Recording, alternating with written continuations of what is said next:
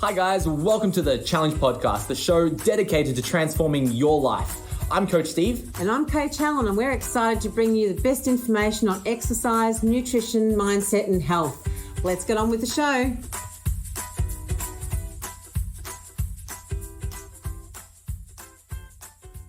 What's up guys, Coach Steve here, and welcome back to another episode of the Challenge Podcast. In today's episode, I'm joined with one of Max's top 10 finalists, Troy Sheather. Troy, welcome to the Challenge Podcast. Thanks for having me. Mate, I'm so excited to spend some time chatting with you about your experiences with the January Challenge. Mate, Troy, it's been about a week or so since you found out you were in the top 10. What has the past week been like for you? It was a bit surreal, actually. I didn't enter the competition to sort of get in the top 10, and it was only in the last month. I thought, it'd be nice to get in the top 50 perhaps, because I put a lot of work in. And then, just seeing everyone's transformations and the other people in the top 50, I thought, no hope in hell of getting in the top 10. So, I was pretty stoked, excited, happy. It was nice just to get recognition for all the work you put in. And, the last week has been good, but I'm just sort of being conscious of not to undo any of the hard work. So I'm trying to be, stay on top of things at the moment. Yeah, so good. Mate, you should be so proud of the result that you've earned, and I congratulate you for making the top 10. Thank you. Troy, I'd like to start with a little bit of an introduction of yourself. So, mate, could you tell us a little bit about where you're from, what you do for work, and I guess who is Troy? Yeah, sure. I'm probably just the average kind of guy in the suburbs. I was born and raised in Sydney, spent 7 or 8 years over in Japan when I was first married. So now I'm sort of late 40s, beautiful wife, married with 3 awesome teenage kids. Life's pretty good, and work background, believe it or not, 25 years ago, my uni degree was in sports science and health human movement. But I sort of got married and we moved overseas and became an English teacher. And then we came back about 15 years ago, and I've been a self-employed video producer ever since then. So sort of jumping all over the place with the career. But hobbies, sort of play a lot of sports growing up, and still play and coach football and soccer mainly at the moment, and did a bit of martial arts as I was growing up as well. Yeah, wow, what a mix of careers, from human movement and sports science into English teaching and then into video producing. Wow. Yeah, I think a psychiatrist could probably get a PhD out of me or something, analyze all my stuff. Yeah. I love it. Troy, next I want to talk a little bit about why you chose to start the challenge. And my first question is, was the January challenge your first challenge that you started? Yeah, it was my first challenge. Yeah. And I had sort of seen bits of Max Challenge over the years, ads for it here and there, but I never really gave it much thought until January. So can you speak a little bit about why you chose to start the January challenge? Yeah, sure. Again, probably a similar story to most that have, as you get older, you put on a kilo here and a kilo there every year, and, you sort of don't really notice that you're getting bigger or fatter. And I've always been, like I said, playing sports. And so I've been fit without being, how would you say, it's sort of been fit, but the body weight is still, been going on. And after 10 years, you realize, I put on 15 kilos, and another 5 years, I'm 20 kilos heavier than I used to be. And I've done diets along the way, the keto and the paleo, and I'd lose weight and then put it back on. And it wasn't until over Christmas we were on holidays overseas. I remember sitting at the dining table, and I was a little bit down because I just jumped on the scales. I was 96 kilos. And I thought, that's getting close to 100. It was just heading the wrong way, and I really didn't want to get over 100. And coincidentally, at the same time, I was just on Facebook or Instagram or something, and there was an ad for Max Challenge came up. And it sort of tweaked something in my mind, but I thought, to be honest, it's not for me. I thought, it's all a gimmick, and it's just fake photos and this and that. And then the next day, it was still on my mind. And then a few days later, I said to my wife, I'm thinking about having a go at this. What do you reckon? And she said, well, you got nothing to lose. So I asked a few mates, and none of them said yes, until one said he would help. He would work out at the gym with me, but didn't want to do the whole plan. Said, yep, that's good enough. And so I thought, nothing to lose. Let's jump on it and see how we go. Yeah, wow, that's amazing. I want to actually speak a little bit about your background, how you said you're always kind of interested in sports. You may have been quite athletic. You did a little bit of martial arts. So it sounds like you've got like that little bit of a fitness background. What was it about having a 12-week program that made a difference? Like, was it like the deadline? Was it the structure? Was it the community? Like, what was it that kind of was that little bit of a turning point where you were able to achieve such an amazing result that you did? Yeah, definitely the accountability. That's what I liked about it. I was committing to something. So like I said, I've done diets over before, and generally when I was doing those diets, it was just within myself. I'd say, oh, I'm just going to try and eat healthy. But there was no, how am I going to eat healthy and what am I going to do? And every day or over the next month or two, what am I going to do? But once I got this plan and it was all set out and I knew, if I stick to it, that was my accountability. And it wasn't until probably a week or two into the challenge that I sort of got into the community, the Facebook group and the forums. And that sort of took it to the next level as well. But just seeing what other people are doing. And then I thought, oh, well, if they're doing that much, I should be doing my best too. But it really came down to the accountability of the plan and just having things broken down. So I didn't have to think about it. And it was just easy. So before I'd drive past Macca's and go, oh, yeah, I'll just drop in there and get something. But now if it wasn't on the plan, it wasn't even an option. I just said, well, it's not on the plan. So I didn't even think about it. And so the accountability and the simplicity of it all just kept me going. Yeah. Wow, beautiful. Next, Troy, I wanted to speak a little bit about challenges. So we all face our barriers and obstacles along the way throughout the Max and the Maxine challenge. Can you speak about some of the things you had to overcome to achieve such an amazing result like you have? Yeah, it's funny because I was thinking about the challenges and a few friends have asked me, was it really hard? And it probably was when I look back over it. There was sort of some hard times, but I can honestly say from day one to the end, I really enjoyed challenging myself. So I can't really put one particular moment, even though obviously this challenge from January, we had the COVID outbreak and gyms closed. And even at that time when the gyms closed, I just thought, oh, well, that's just another part of the challenge. And then I moved on to working out at the outdoor gym at the park. And then I was getting into that for about a week. And then they said, oh, you can't use the park gym. So I was like, oh, great. So then I started working at home. And each one I just looked at as a little bit more of a challenge, but not as a negative. I just thought, oh, well, there's so many exercises you can do and so many ways you can work out. So it's just more of trying to be creative, just coming up with things and trying to push myself, and whether it's making my own sandbags or getting up early. Getting up early, probably in the early stages, was probably something that I needed to get used to. And I just said, I'll get the workouts done first thing in the morning, get it over and done with, then I don't have to worry about it for the rest of the day. So probably the first week or two, if there was a challenge, was probably getting that into my routine. And once that was there, the rest, really, for me, I know different people have different experiences, but for me, there wasn't too much of the whole challenge where I really thought, oh, this is really bothering me. How do I work out or work through this problem? It just went smoothly for me. Yeah. So it sounds like you almost thrived off of every little hurdle that was thrown at you. So when the gyms were closed, you're like, all right, well, how am I going to overcome this? And then when the parks closed, like, all right, well, what am I going to do? And then now when you're training at home, you have to kind of come up with different creative ways, such as making your own sandbags. I guess my next question would be, in terms of creativity and training at home, yes, you have a little bit of a fitness background, but what steps did you take to maybe modify your program so that you could exercise at home? Did you maybe watch videos on YouTube or Instagram, or did you do some research yourself, or did you just genuinely experiment and go, oh, maybe I can try this thing at home? Like, what did you do? Yeah, if you go online, there's a million different experts, fitness experts, there's YouTube videos, Instagram videos. So part of that was just trying to narrow it down a little bit and see what I enjoyed doing for a start, and then trying to find just one or two people that I like their philosophy and I like their ideas, and then I could just follow them. So trying to keep it a little bit simpler rather than being confused by the whole mass of information that's out there. And then I sort of I hadn't really, up until now, really enjoyed weightlifting. And then once with the gym program started, I was really loving it and couldn't wait to get to the gym and work out. And then that stopped. And then I didn't have any weights at home. So then I was like, well, obviously things are going to have to change. So I probably went a little bit more cardio, but then I sort of accidentally stumbled across calisthenics and some bar workout, and the outdoor gym at the park had some bars and they got a nice setup there. So I started doing that sort of thing and found a few people online and a few apps that had programs. So I started working on those. And then I was probably fortunate in a way that I have a 15-year-old son who loves his football too.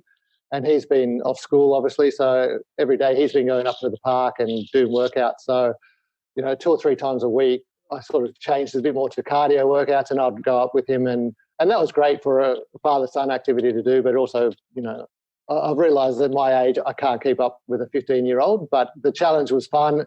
And, it was great to have that sort of training partner. So I was trying to find different ways to just reduce barriers to stop me from exercising. So I think you mentioned in one of your videos recently in the last few weeks is finding something that you like doing. So it doesn't always have to be, say, weights, but there's so many different exercises you can do, and you can find that, I'm not really one for jogging, but if you put a soccer ball in front of me, I'll chase that all day long. So it's just finding something that takes your mind off the fact that you're exercising. So if you're doing sport or you're just having fun, it's so much easier to do than if you think, oh, geez, now I've got to go and exercise and do this for an hour. It's just a matter of finding something that you like and is just enjoyable to do rather than a chore. I love that. I love it so much. You're right. Like if you can find something where you can integrate it into your lifestyle, then it doesn't become something that you've ticked off. Because sometimes people fall in that trap where we kind of tick off that we've completed the challenge and then that's it, back to our regular life. And our regular life are full of these habits and behaviors that will put us in that position, like you said at the start, where that weight slowly creeps on, maybe that little ache and niggle happens in our body, and we're not happy with the way we look. But if you can find things that you enjoy, such as, hey, let's just go chase a soccer ball around, let's go work out with my son at the park, and that turns into a little game, a bonding experience, then it's not exercise anymore. That's just life. That's part of your identity. Then the transformation's easy, right? Yeah, and then once the 12 weeks is finished, like the biggest thing I didn't want to do is do the 12 weeks and then just go back to the old ways. So you've got to find things that you enjoy so that you will keep doing them after the challenge, or, I've signed up for the next challenge too, so I'm going to keep going. But, when it does stop, you need to be thinking long term and what's going to help you continue the plan or continue the good work that you've done already. And it has to be enjoyable. Otherwise, it's not long term.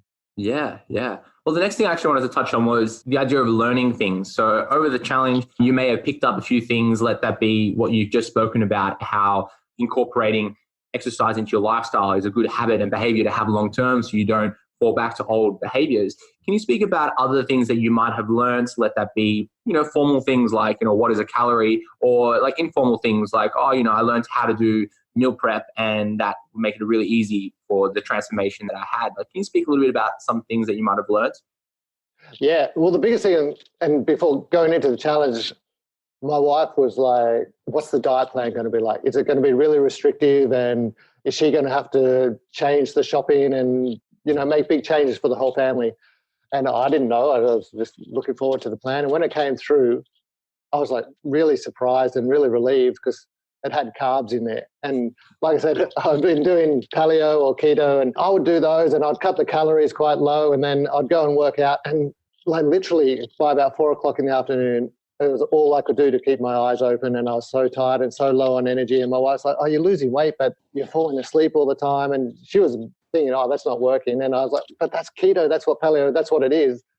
But then I realized during this challenge that carbs really are your friend. It's a bit of a cliche, but I was eating more and I was eating the carbs. But when I was working out, I felt so much more energy.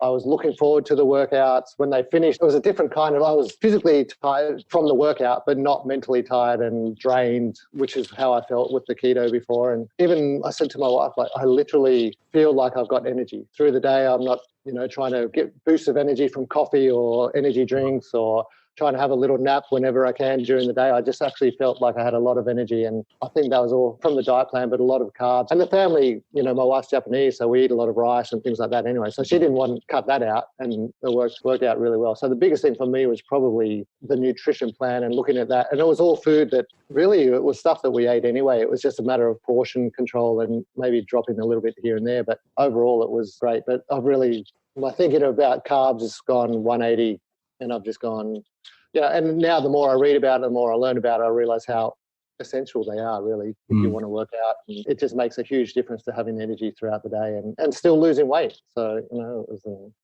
great.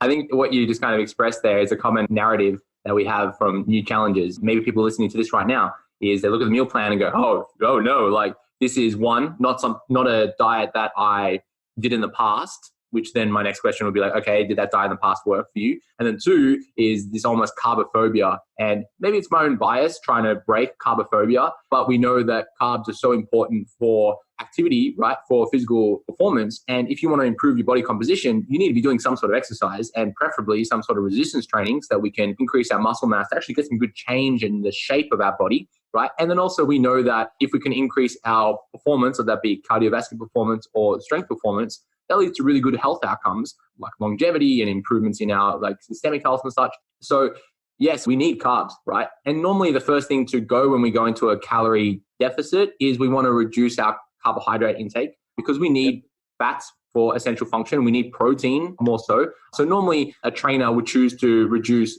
carbohydrate intake, but there are some diets such as keto, paleo, where it's very extremist, where it's, let's just get rid of carbs completely.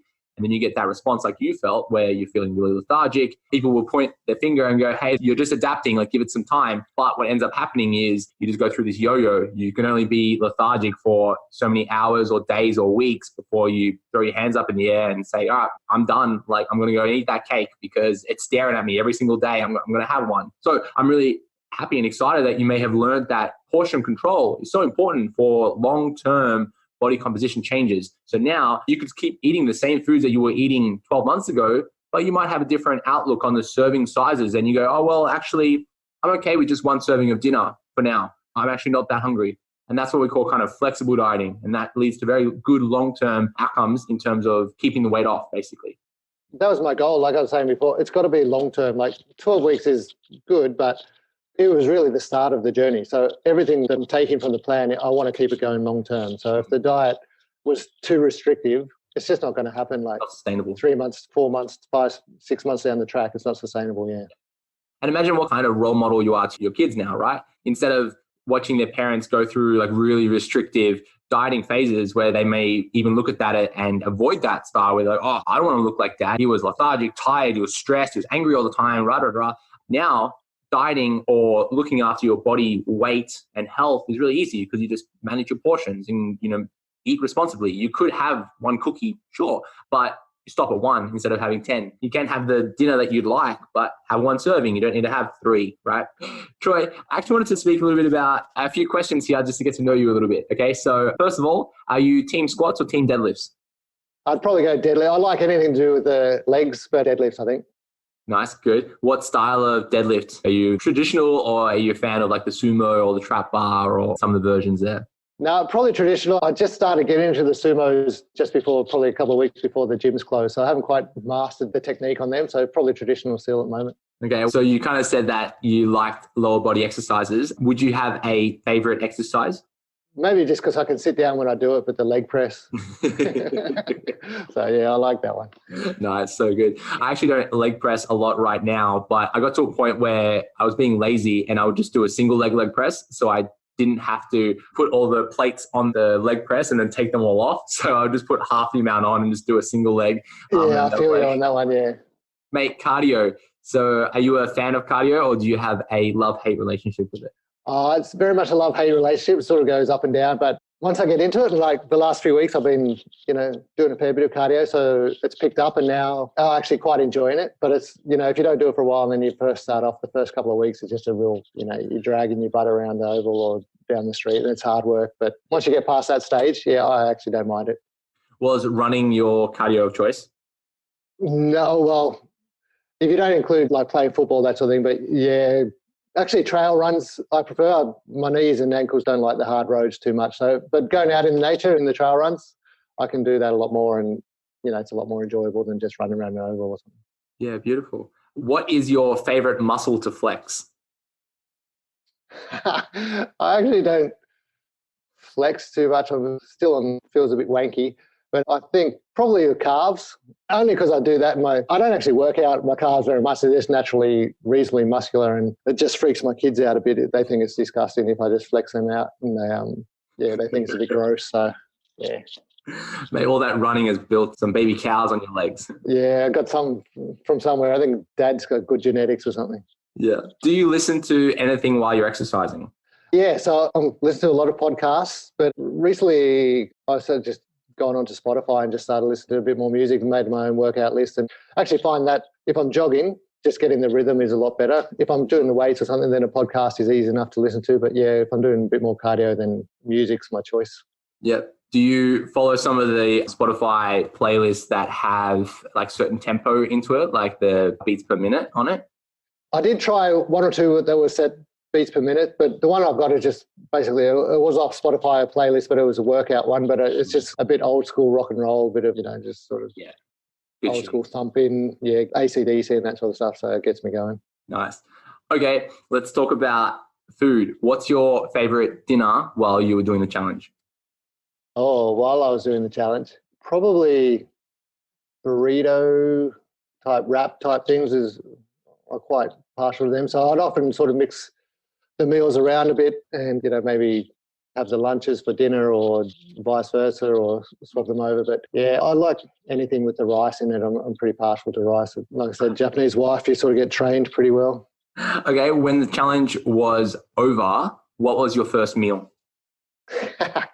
I did have protein pancakes, but I threw a whole healthy dollop of macadamia ice cream, and I actually ate so much that I nearly was sick, but I just threw everything on there, fruits and chocolate sauce, caramel sauce, maple syrup, ice cream, and yeah, it was awesome. I had a whole day planned. I said to my family, we're going to have pancakes for breakfast, and then we're going to have meat pies or something for lunch, and then something else for dinner. But I ate so much pancakes I could hardly eat for the rest of the day, but it was good. It was very good. Amazing. Meal prep. Were you doing your own meal prep? Yeah, I didn't actually get into the meal prep until probably about 6 weeks in, and up until then, every day I just wake up and go, okay, I'll make this, and then I finally got some containers about 6 weeks in, and then did my own prep for probably only about 4 weeks. I didn't do it all the way through, but most of it was just getting it was all myself. But like I said before, my wife actually, the plan wasn't too much different to what we eat as a family anyway, so it wasn't such a big like I'll do my meals and the family do theirs. It was sort of a bit of I could still eat and mix and match what everyone was eating, so it was pretty easy. Yeah, so good. All right, were you a fan of the Super Shred bars? Never had them. Nice. So I'm actually hoping to get some for the next one, but I never had them. Yeah. Did you try any of the cookies? No, I didn't have much of. The only thing I took was a pre-workout thing and some sort of protein powder at the end. Yeah. But so I haven't really tried those. So that's something I'll add to the next challenge and see how much of a difference they can make. Yeah. All right. Pre-workout. What was your favorite flavor? Well, this probably won't go in the podcast because it wasn't actually a Max's one. Yeah, I tried a few. I had strawberry, watermelon, and a few others, but I actually had never heard of them. Then when I take them and you get that little buzz and the tingle and stuff, and I used to love that. That'd just be like my sort of sign to me that, right, you're ready to work out and let's go. And so I used to. Yeah. Until that tingle doesn't come anymore and you need a higher dose and you go 2 scoops and 3 scoops and then you... Well, yeah, I got that. And I was talking to him, mate, and he said, you can't take it all the time. I said, yeah, okay. And so then, because... the last few weeks, I thought, it's not working as much. Maybe it's a new flavour. And then I realised that I'd probably just getting too much of it. So I stopped for a few weeks and I had some this morning actually, and I felt the tingle again. So, so I feel like a drug addict or something. Oh, mate, love it. Troy, the last question here is about advice. So if someone came up to you and they wanted to get fit, they wanted to get healthy, or they wanted to do the challenge, what advice would you give them to get an amazing result like you have? Probably 1 or 2 bits of advice. The first thing for me, it wasn't so much a physical challenge and it wasn't a diet challenge. For me, it was a mental challenge. So even before I started, I said, if I'm going to sign up for this 12 weeks, then I'm not going to give myself any excuses. I want to commit and I'm going to do the whole 12 weeks. And 8 weeks, I thought, that's easy enough. 8 weeks, short enough to do. 12 weeks is just that little bit longer. And so I thought, no excuses, and then just break it down into smaller sections. So obviously the plan itself is broken down into weeks 1 to 4, 5 to 8, 9 to 12. So you got 3 sections there, but then even break it down further and into a weekly sessions or weekly goals. And then some days, it was just a matter of get through today. So it was breaking it down into smaller sections rather than looking, I've still got 11 and a half weeks to go or 10 weeks to go. Just break it down into small, manageable, bite-sized pieces if you want. And I remember listening to one of your podcasts right at the beginning. I think it might have been Ben Fitz that said, whenever you're working out, just give it 100%. So from day one, every workout I went to, I just gave 100%. And it wasn't so much necessarily that I was, pushing as much weight as the day before or that sort of thing. Because some days you feel good and some days you feel a bit off or whatever. But I just gave 100% of what I could on that day. And so that just kept me going. And, one day at a time, if I felt tired and I didn't feel like, just get through today and then have a sleep and then the next day do it again. So, it was just trying to break it down into little manageable bite-sized chunks and just no excuses.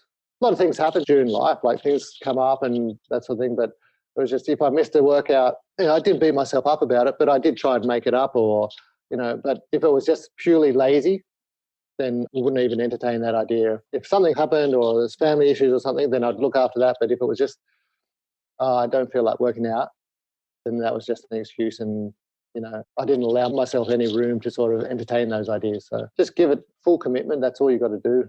Yeah, give it your all. I love it. I love it so much. Troy, let's wrap it up there. I want to thank you so much for being part of the Challenge podcast. And once again, you should be so proud of the amazing result that you've achieved. Yeah, no, I appreciate everything you've done and the staff and the forum. It's been awesome. It's a really good challenge, and I'm trying to get as many friends as possible onto it too. So thanks very much for everything you guys have done.